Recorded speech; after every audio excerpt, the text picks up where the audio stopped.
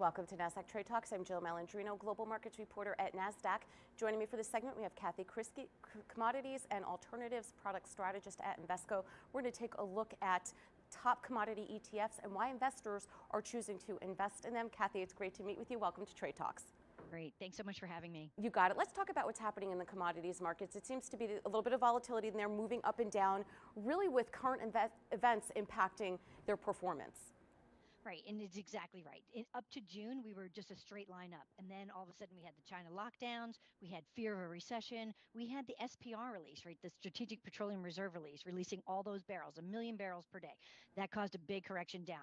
And lately, we've just been going up and down for the past few months since June, right? And you look to see what's happening now going forward. We have a lot of geopolitical risk. We have the ban of the seaborne Russian barrels into the EU starting December 5th. We have the ban of the refined products starting February 5th.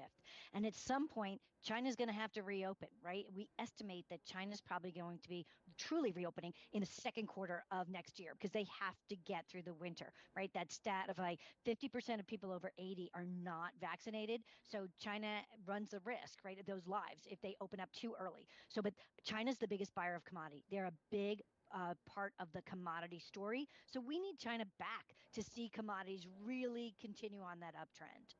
What are your top commodity ETFs at Invesco and why are investors flocking to them?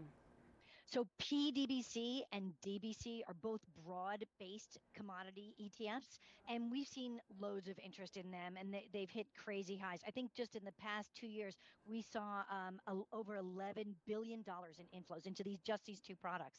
But why? One was inflation hedging, right? Commodities are the most efficient hedge for inflation, and you just need a little, right? They say 5% of commodities hedges 100% of your inflation risk, but also diversification. Last January, commodities were the only asset class with positive returns, and that shifted investor focus. All of a sudden, we got a lot of attention like, I want diversification, I need commodities. We saw massive inflows. And lastly, geopolitical hedging, right? There's a war on with two countries that are big natural resource countries. So this is a way to hedge that risk too.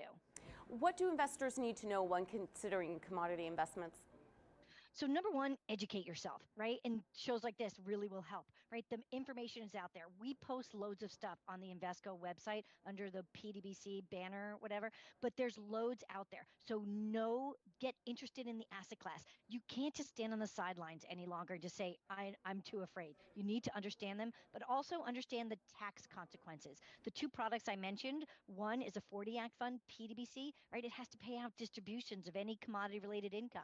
So make sure you put the right clients in the right products from a tax perspective. So also DBC is a 33 Act fund, doesn't have to make those same distributions, but make sure, one, educate yourself and put your clients in the right products for their tax purposes. All right, Kathy, appreciate the insight. Thanks for joining us on Trade Talks. I'm Jill Malandrino, Global Markets Reporter at Nasdaq.